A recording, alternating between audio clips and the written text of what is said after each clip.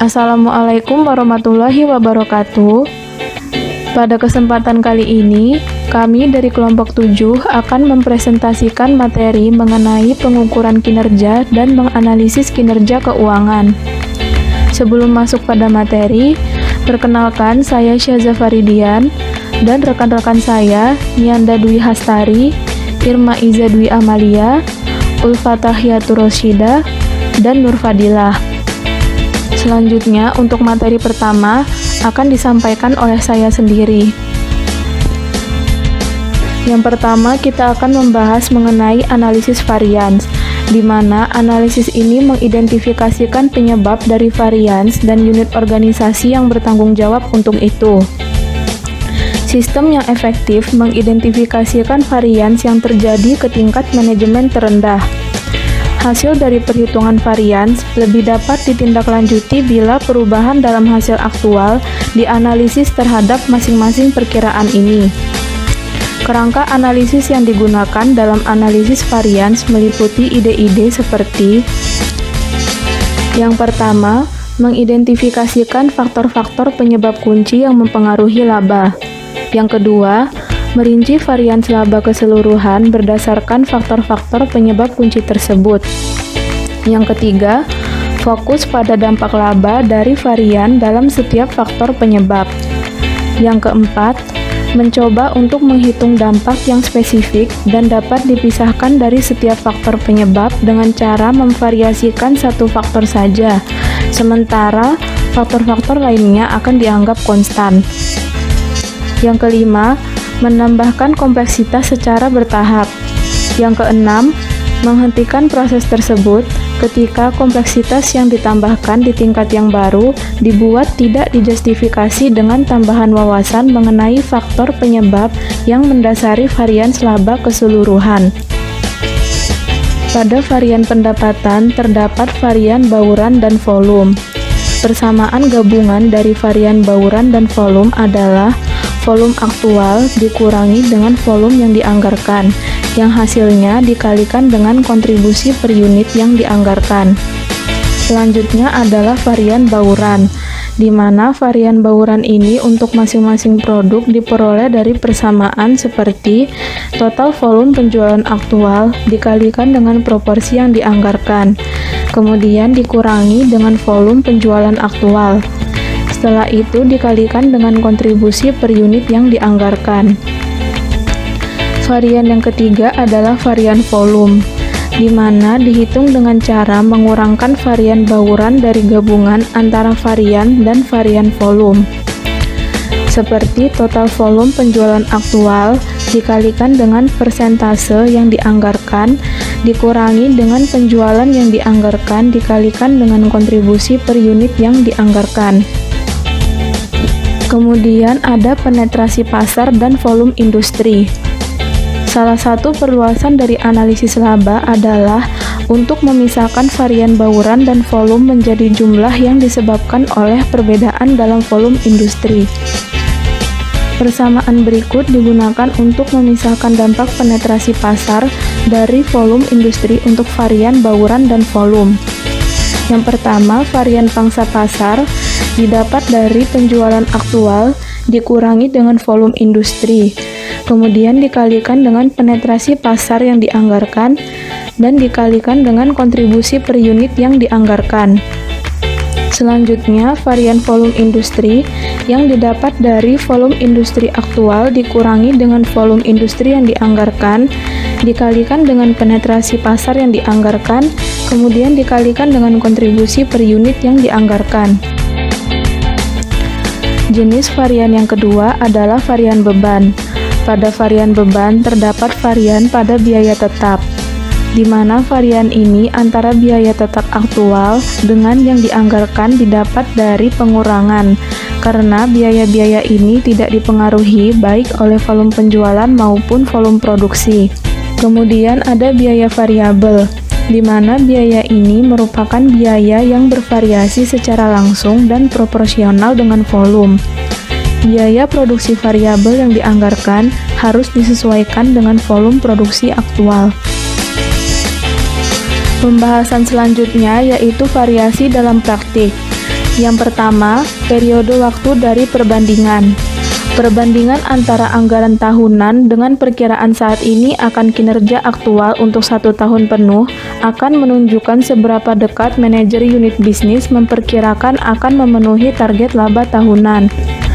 Bila kinerja untuk tahun tersebut sampai dengan tanggal tertentu lebih buruk dibandingkan dengan anggaran untuk tahun tersebut sampai tanggal itu, maka memungkinkan bahwa defisit yang terjadi akan dapat diatasi di bulan-bulan yang tersisa. Di sisi lain, kekuatan-kekuatan yang membuat kinerja aktual berada di bawah anggaran untuk tahun tersebut sampai dengan tanggal tertentu dapat diperkirakan akan berlanjut di bulan-bulan berikutnya, sehingga membuat angka akhir berbeda secara signifikan dari jumlah yang dianggarkan. Variasi dalam praktik yang kedua adalah fokus pada margin kotor. Di banyak perusahaan, perubahan dalam biaya atau faktor-faktor lainnya diperkirakan akan mengarah kepada perubahan dalam harga jual, dan tugas dari manajer pemasaran adalah untuk memperoleh margin kotor harga yang dianggarkan, yaitu penyebaran yang konstan antara biaya dan harga jual.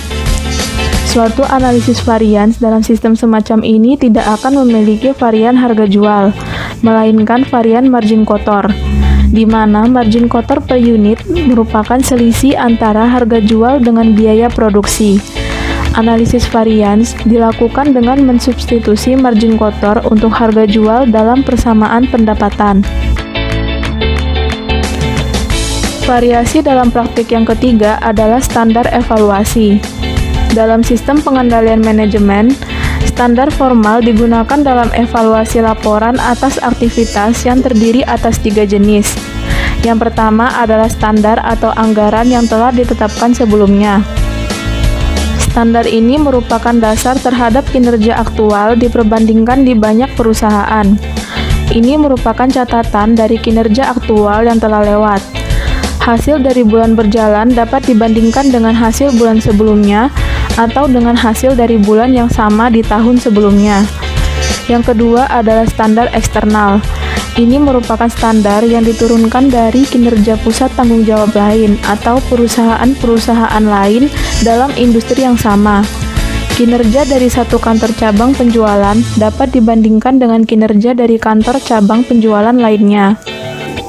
Yang ketiga adalah keterbatasan standar. Varians antara kinerja aktual dan standar bermakna hanya jika ditemukan dari standar yang valid.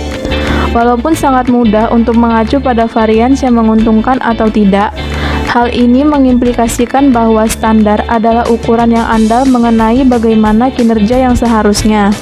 Bahkan biaya standar mungkin bukan merupakan estimasi yang akurat mengenai beberapa biaya yang seharusnya dalam situasi tersebut. Situasi ini dapat muncul karena beberapa alasan. Yang pertama, standar tersebut ditetapkan dengan selayaknya, atau walaupun standar tersebut ditetapkan secara layak dalam kondisi yang ada pada waktu itu, kondisi yang berubah dapat membuat standar tersebut menjadi tidak dapat digunakan. Variasi dalam praktik yang keempat adalah sistem biaya penuh atau full costing. Jika perusahaan menetapkan sistem ini, baik biaya overhead variabel maupun tetap dimasukkan dalam persediaan pada biaya standar per unit. Jika persediaan akhir lebih tinggi dibandingkan dengan persediaan awal, sebagian dari biaya overhead tetap yang terjadi di periode tersebut tetap akan tinggal di persediaan dan bukannya mengalir ke harga pokok penjualan. Variasi dalam praktik yang kelima adalah jumlah rincian, di mana varians pendapatan dianalisis pada beberapa tingkatan. Yang pertama secara total, kemudian berdasarkan volume, bauran, dan juga harga. Kemudian dalam menganalisis varian volume dan bauran, yaitu berdasarkan volume industri juga pangsa pasar. Variasi dalam praktik yang terakhir adalah biaya teknik dan biaya diskresioner. Varians yang menguntungkan dalam biaya teknik biasanya merupakan indikasi dari kinerja yang baik, yaitu semakin rendah biayanya, maka semakin baik pula kinerjanya. Hal ini bergantung pada kualifikasi bahwa kualitas dari pengantaran tepat waktu dinilai memuaskan. Sebaliknya, Kinerja dari pusat beban kebijakan biasanya dinilai memuaskan apabila beban aktual hampir setara dengan jumlah yang dianggarkan.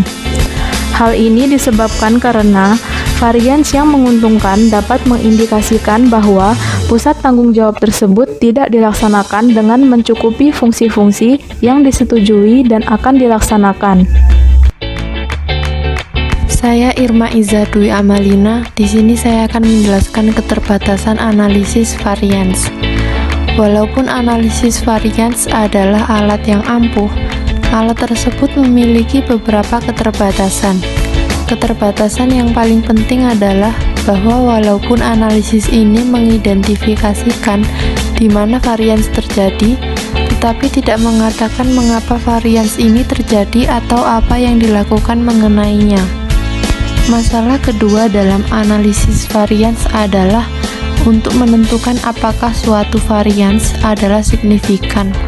Teknik statistik dapat digunakan untuk menentukan apakah ada perbedaan antara kinerja aktual dan standar untuk beberapa proses tertentu.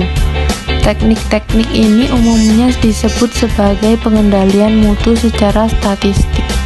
Keterbatasan ketiga dari analisis varians adalah bahwa ketika laporan kinerja menjadi lebih teragregasi, varians yang saling meniadakan dapat menyesatkan pembacanya. Demikian pula, ketika varians menjadi semakin teragregasi, para manajer menjadi semakin bergantung pada penjelasan-penjelasan dan prediksi yang menyertainya. Untuk selanjutnya adalah tindakan manajemen. Ada satu prinsip utama dalam menganalisis laporan keuangan formal. Laporan laba bulanan sebaiknya tidak berisi hal-hal yang tak terduga. Informasi yang signifikan harus dikomunikasikan secepatnya melalui telepon, fax, email, atau pertemuan pribadi segera setelah hal itu diketahui. Laporan formal mengonfirmasikan kesan umum bahwa manajer senior telah mengetahui dari sumber-sumber tersebut. Pembahasan selanjutnya mengenai ukuran kinerja. Yang pertama yaitu kinerja organisasi. Kinerja organisasi terbagi menjadi dua, yaitu kinerja keuangan dan kinerja non-keuangan. Kinerja keuangan yaitu kinerja atau keberhasilan yang dinilai berdasarkan ukuran-ukuran angka dalam satuan nilai uang, dengan cara membandingkan realisasi keuangan berdasarkan anggarannya. Disebut tradisional karena tidak ada keharusan melakukan inovasi. Contoh dari kinerja keuangan yaitu pencapaian laba atau ketersediaan kas dan lain sebagainya. Yang kedua yaitu kinerja non-keuangan, yaitu kinerja atau keberhasilan yang dinilai tidak berdasarkan ukuran angka dalam satuan nilai uang. Contohnya yaitu kehadiran pegawai, kualitas produk, atau kepadatan telepon, dan lain sebagainya.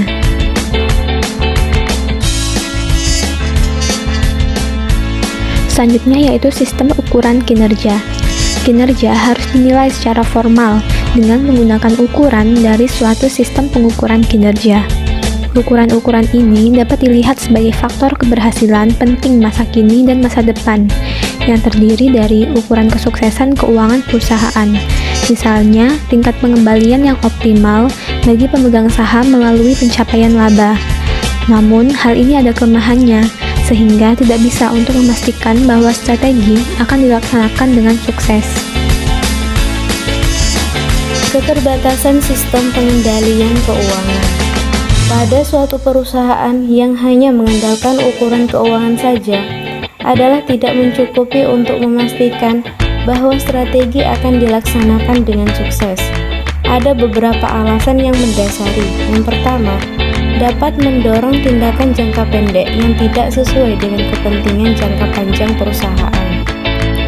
Yang kedua, manajer unit bisnis mungkin tidak mengambil tindakan yang berguna untuk jangka panjang guna memperoleh laba jangka pendek. Yang ketiga, menggunakan laba jangka pendek sebagai satu-satunya tujuan dapat mendistorsi komunikasi antara manajer unit bisnis dengan manajemen senior. Yang terakhir, pengendalian keuangan yang ketat dapat memotivasi manajer untuk memanipulasi data, pertimbangan umum.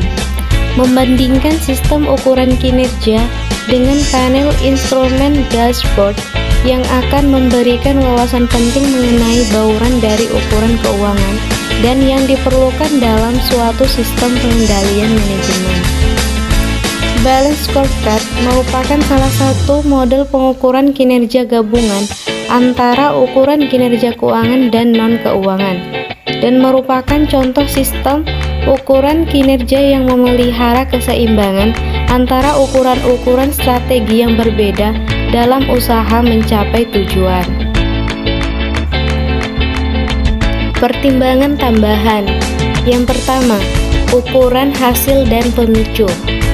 Ukuran hasil mengindikasikan hasil dari suatu strategi yang memberitahu manajemen mengenai apa yang telah terjadi.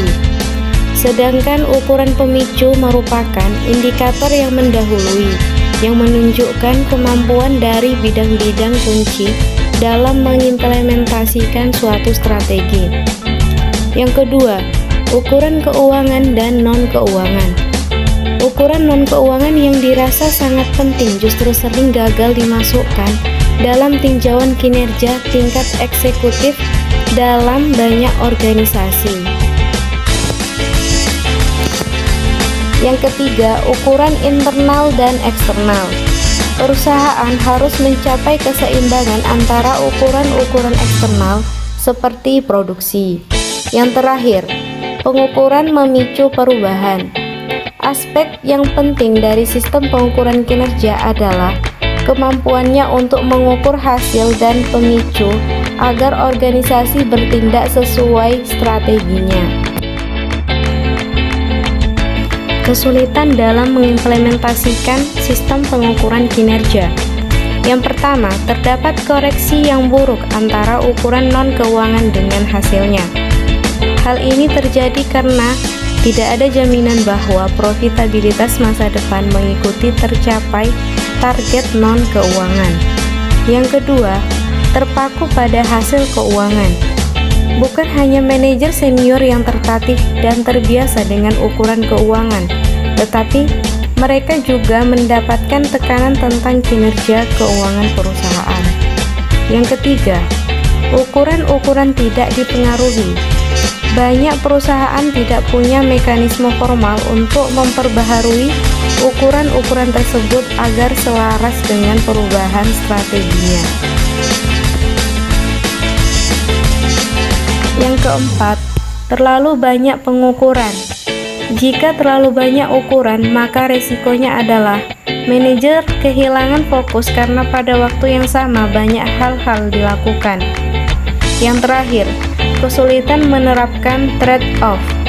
Beberapa perusahaan menggabungkan ukuran keuangan dan non-keuangan, kemudian diberi bobot. Jika tidak demikian, maka sulit untuk melakukan trade-off. Praktik-praktik pengukuran. Praktik dilakukan atas 3 aspek, yaitu yang pertama, jenis ukuran. Contoh jenis ukuran yang digunakan: ukuran keuangan, kepuasan pelanggan, dan inovasi. Yang kedua, kualitas dari ukuran. Untuk menilai kualitas dari suatu ukuran, ukuran tersebut harus dikaitkan dengan kompensasi, sehingga dapat dinilai apakah berkualitas tinggi, terkini, sedang, ataukah buruk. Yang terakhir, hubungan ukuran dengan kompensasi. Masing-masing jenis ukuran menghasilkan perubahan keputusan kompensasi yang berbeda-beda.